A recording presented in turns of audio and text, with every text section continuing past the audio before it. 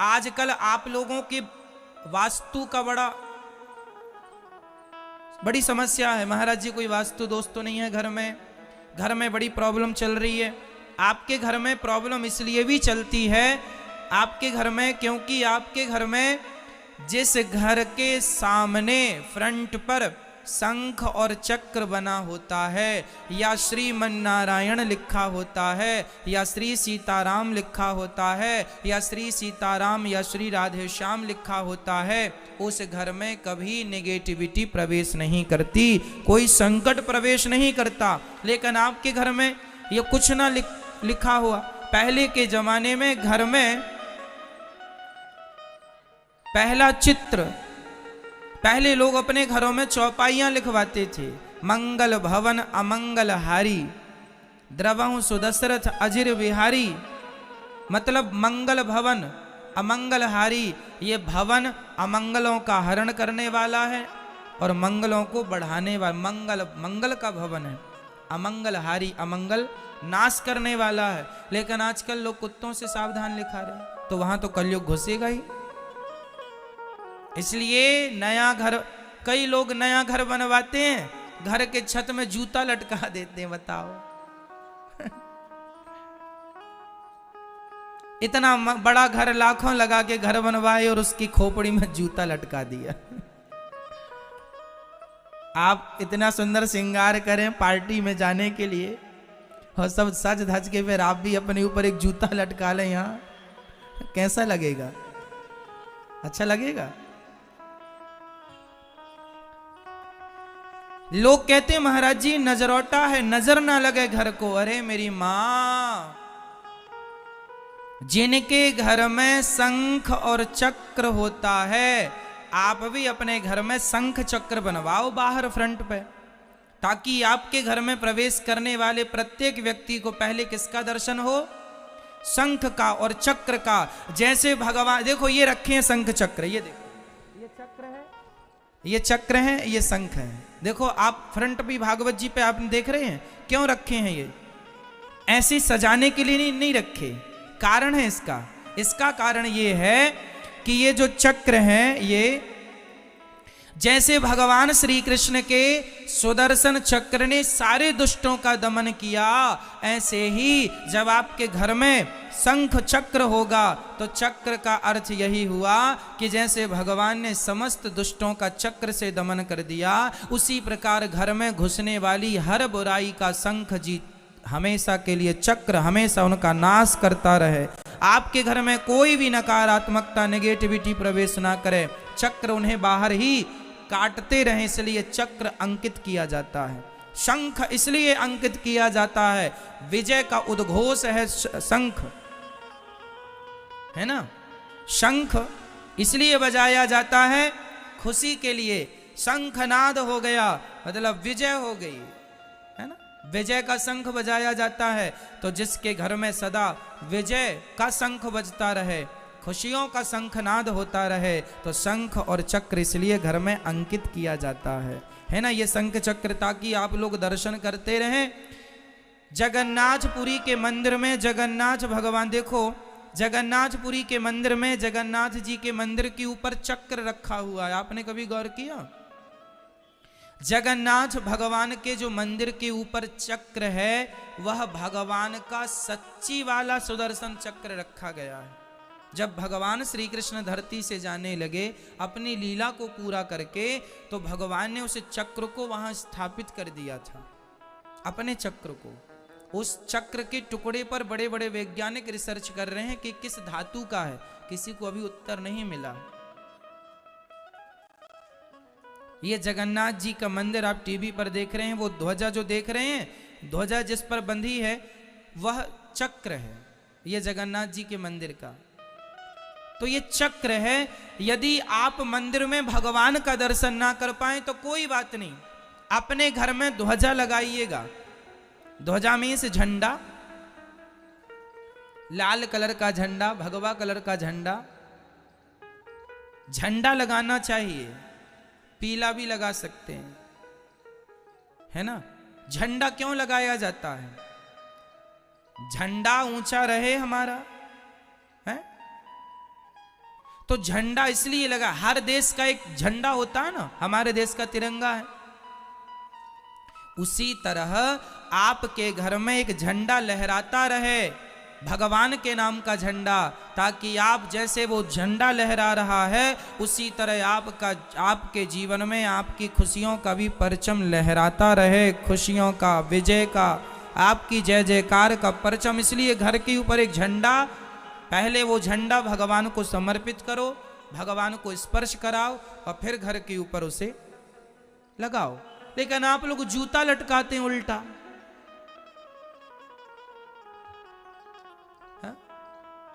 शंख चक्र नहीं बनवाते, चौपाइयां लिखवाओ अपने घर के सामने, फ्रंट पर, बाउंड्री की दीवार में या गेट पर अच्छी से, जहां स्पेस हो, जहां जगह हो, चौपाई लिखवाओ, मंगल भवन अमंगल हारी, ये चौपाई घर में। फिर कभी जो आपके घर में बड़ा क्लेश है, बड़ा कष्ट है, बड़ी लड़ाइयां चल रही हैं, झगड़ा तू मैं चल रहा, कुछ नहीं होगा। ये घर शुद्ध होना चाहिए। घर में जाते ही, कई लोगों के घर में आपने देखा है, जाते ही ना एक पॉजिटिव एनर्जी दिखती है, एक अच्छा लगता है, बहुत अच्छा। और कई बार ना किसी के घर में जाते ना बिल्कुल ऐसा लगता कि हम जेल में आ गए, है ना, कहाँ आ गए, मतलब एक नेगेटिविटी है उसके घर में, होता है। धरती का भी प्रभाव पड़ता है, घरों का बहुत बड़ा प्रभाव होता है। घर कैसे होने चाहिए, कोशिश ऐसी हो, आज के जमाने में पता है लोग ना सड़क में भी घर बना लेते हैं अपना। आपके घर के आगे 5 फीट की गली है तो घर बनाने वाले ने थोड़ा सा गली भी दबा ली, है ना, गली दबा ली, आधे पर दबा ली, उसको लगा मेरा घर बड़ा हो जाएगा, बड़ा नहीं होगा, छोटा हो जाएगा। पगले, कैसे छोटा हो जाएगा? तुम्हारे घर में वास्तु दोष लग जाएगा, उस घर में वास्तु दोष काम नहीं करता। हम जब बता रहे हैं आपको, जब भी घर बनाया करो तो कोशिश ये हो कि घर के चारों तरफ थोड़ी थोड़ी, भले 2-2 फीट जगह छोटी हो, पूरे घर के चारों तरफ घर की जगह छोटी हो, घर की परिक्रमा लग सके। जिस घर की परिक्रमा लग रही है, जिस घर में चारों तरफ भले 2-2 फीट की जगह छोटी है, उस घर में कोई वास्तु दोष नहीं लगता, है ना। यदि घर में नेचुरल प्रकाश आ रहा है सूर्य भगवान का, तो उस घर में कोई वास्तु दोष नहीं होता, ठीक है। तो प्रकाश, आप जब नया घर बनवाइए तो कोशिश यही करिए कि 2-2 फीट ही सही, 4-4 फीट ही सही चारों तरफ, ताकि घर की परिक्रमा, साफ सफाई भी होती रहे, घर की प्रदक्षिणा होती रहे, है ना। तो घर सुंदर भी दिखेगा, अच्छा भी होगा, प्रॉपर जगह पे लाइट बात हो, प्रॉपर जगह पे रसोई हो, है ना। ये सब वास्तु है। चलो हम वास्तु के टिप्स आपको अभी ना दें, क्योंकि जब घर बनाएंगे तो आप गूगल पर सर्च कर लेंगे, आपको पता लग जाएगा कहाँ क्या है, कहाँ क्या नहीं है, कहाँ क्या होना चाहिए, तो सब गूगल में आजकल मिल जाता है। हम ये बोलेंगे कि थोड़ा ध्यान जरूर दिया करो, है ना। चलिए अब हम ये बताएंगे जो गूगल में नहीं मिलेगा, वो हम आपको बताएं कि जब भी नया घर बनवाएंगे या आप अपने घर में अब जाएंगे, तो आप अभी जैसे आने वाली पूर्णिमा है, पूर्णिमा के दिन ही आप एक ध्वजा लाइए, ध्वजा का पूजन कीजिए, ध्वजा में स्वास्तिक बनाइए और अपने घर के ऊपर फ्रंट पे चढ़ा दीजिए, ये ध्वजारोहण हो जाता है, ठीक है। एक पेंटर को बुलाइए, घर के आगे में जहां देखिए बढ़िया सजाकर शंख चक्र ऐसे जैसे ये रखे हैं सामने, शंख और चक्र बनवाइए, शंख चक्र अंकित कराइए और बीच में तिलक, ये तिलक का, मेरे माथे पर तिलक देख रहे हैं आप, और जैसा तिलक आप सामने देख रहे हैं ये तिलक है। ये क्या है? ये देखो, ये भगवान के चरण हैं। तिलक का अर्थ क्या होता है? भगवान के, ये देखो आप टीवी पर देख पा रहे हैं, ये देखो ये बीच में जो है तिलक, तिलक में क्या है? ये भगवान के चरण बने हैं। भगवान के चरणों में शंख भी होता है, चक्र भी होता है, ध्वजा भी होती है, मत्स्य भी होते हैं, कच्छप भी होते हैं, ऐसे आयुध होते हैं भगवान के चरणों में। तो भगवान के जो चरण हैं, वह दोनों चरण ऐसे मेरे माथे पर खड़े हैं ऊपर की तरफ, ये सफेद कलर के, और बीच में जो लाल है वह माता लक्ष्मी है, और यह जो नीचे नाक की तरफ है वह भगवान के चरणों को रखने की आसन है। जैसा कि अभी आपने टीवी पर देखा, आसन और फिर उसमें चरण। तो आप भी अपने घर में ऐसा तिलक बनवाइए और तिलक के दोनों तरफ शंख चक्र। इससे क्या होगा, आपके घर में, मैं लिखित में दे सकता हूं कि आपके घर में नकारात्मकता कभी प्रवेश नहीं करेगी, एक पॉजिटिव माहौल बन जाएगा, सकारात्मकता आएगी और घर की सारी निगेटिविटी चली जाएगी। 10 मिनट 15 मिनट रोज कीर्तन किया करो अपने घर में, श्रीमन्नारायण श्रीमन्नारायण श्रीमन्नारायण चरणौ शरणं प्रपद्ये श्रीमते नारायणाय नमः, श्रीमन्नारायण चरणौ शरणं प्रपद्ये श्रीमते नारायणाय नमः। क्यों? कीर्तन करने से क्या होता महाराज जी? कारण है ना, बहुत बड़ा कारण है। गर्मी के दिनों में यदि आपके कमरे में एसी चल रही है तो क्या गर्मी का प्रभाव आपके कमरे में होगा? नहीं ना। कितनी भी गर्मी हो, टेम्परेचर 50-55 ही क्यों ना हो, पर आपके घर में कमरे में एसी चल रही है बहुत देर से, कमरा बिल्कुल ठंडा है, इतना ठंडा हो जाता है कि रजाई भी कंबल भी ओढ़ना पड़ सकता है। हाँ या ना? गर्मी तो है मेरी मां, पर एसी के सामने गर्मी का प्रभाव शून्य हो जाता है। उसी प्रकार कलयुग तो है मेरी मां, पर जहां कीर्तन भजन सत्संग होता है, भगवान का नाम होता है, वहां कलयुग का प्रभाव बिल्कुल शून्य हो जाता है, वहां जहां भगवान का नाम जपा जाता है। इसलिए अपने घर में रोज कीर्तन करो, आधा घंटा रोज बैठो, पति पत्नी बेटा बेटी सब बैठो और श्रीमन्नारायण श्रीमन्नारायण श्रीमन्नारायण रोज जाप करो। आपके घर में कलयुग नहीं प्रवेश करेगा, बच्चों की बुद्धि निर्मल होगी, आपके काम करने में मन लगेगा। जो आप परेशान हैं, उजड़े से रहते हैं, खिंचे रहते हैं, चिड़चिड़ापन होता है, सब समाप्त हो जाएगा। एक प्रसन्नता आएगी, चेहरे पे मुस्कान बनी रहेगी, सदा होठों पे मुस्कान बनी रहे, है ना। इसलिए तो हम लोग दिन रात मेहनत करते हैं, आप लोग दिन रात काम करते हैं, पैसे कमाते हैं, दिन रात घर से दूर रहते हैं, काहे के लिए? इसलिए ना कि कुछ मुस्कान आपके होठों पे आए, आपकी पत्नी के होठों पे, आपके बच्चों के होठों पे मुस्कान बनी रहे, खुशियां बनी रहे। अरे खुशियां पैसों से नहीं आती, भगवान का चिंतन करो, समर्पण करो तो खुशियां बढ़ेंगी। लेकिन आप खुशियों का गलत ही अर्थ लगाते हैं, आपको लगता पैसा आएगा तो खुशी आएगी। जिनके पास बहुत पैसा है खुशी नहीं है, क्यों? इसलिए समय निकाला करो मेरी माँ, और भगवान का अधिक से अधिक चिंतन किया करो। तो आप अपने घर का, यदि घर के आगे लिखवाए हैं कुत्तों से सावधान, उसे हटाएंगे और उसकी जगह पे लिखाएंगे मंगल भवन अमंगल हारी द्रवहु सुदशरथ अजिर बिहारी, ये लिखवाएंगे। ठीक है? आपकी बाउंड्री में गेट के एक तरफ शंख एक तरफ चक्र, या फिर आपके जो आपका कमरा है, प्रवेश द्वार है, जहां से आपके घर में पहली एंट्री है, उस द्वार के ठीक ऊपर बीच में तिलक, इस तरफ शंख इस तरफ चक्र अंकित करवाएंगे, है ना। या पीतल के ऐसे बने मिलते हैं, ये जो सामने रखे हैं ना, ये पीतल के भी मिलते हैं, पीतल के मिल जाते हैं, तो पीतल के बने बनाए मिल जाते हैं, उन्हें भी आप लाके, स्टील के मिल जाते हैं, स्टील वाले को ऑर्डर दे दो, वो बना देंगे। ये सैंपल दे, गूगल में डालना शंख चक्र, उसकी इमेज निकल के आ जाएगी, फोटो निकल के आ जाएगी। स्टील वाले को बोल दो, वैसा बना देगा। और आपके घर में मेन द्वार के ऊपर लगाना, उससे क्या होगा कि आते जाते शंख चक्र पर आपका दर्शन, आपका नजर पड़ती रहेगी, जिससे घर की सारी निगेटिविटी समाप्त हो जाएगी और घर में एक सुख शांति का वातावरण बनेगा। सबको करना है, अपने घर में क्या लगाना है? शंख और चक्र अंकित करना।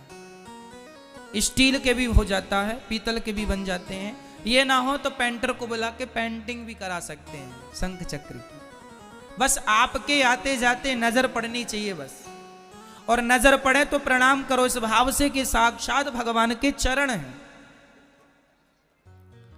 आपको पता है शंख के अवतार कौन है, चक्र के अवतार कौन है?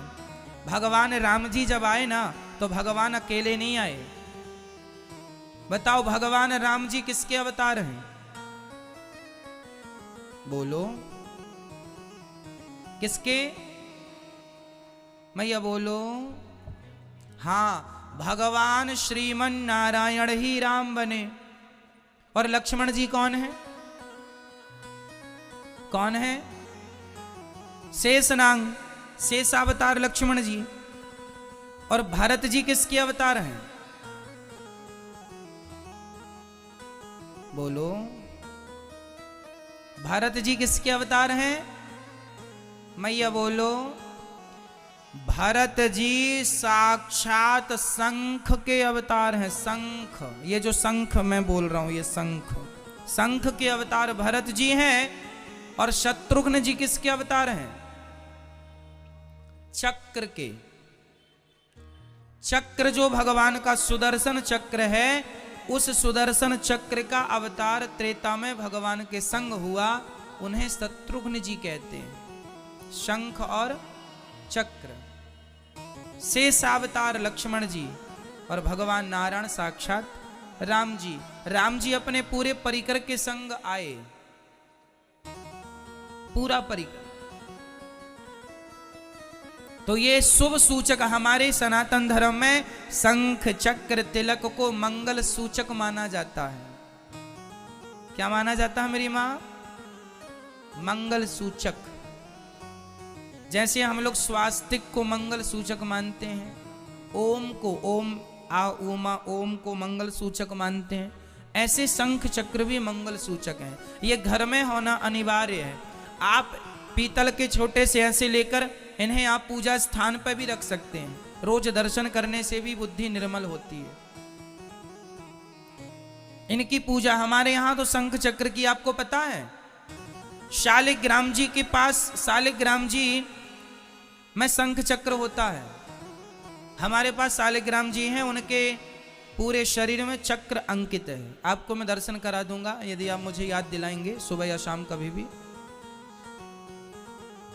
गंडकी नदी से जो शालिग्राम जी निकलते हैं ना, वहां पर एक कीड़ा होता है, वो पत्थर में, शालिग्राम जी के पत्थर में अंदर घुस के काटता है, जैसे घुन काटता है ना, वैसे पत्थर को काटता है और पूरा चक्र का आकार देता है।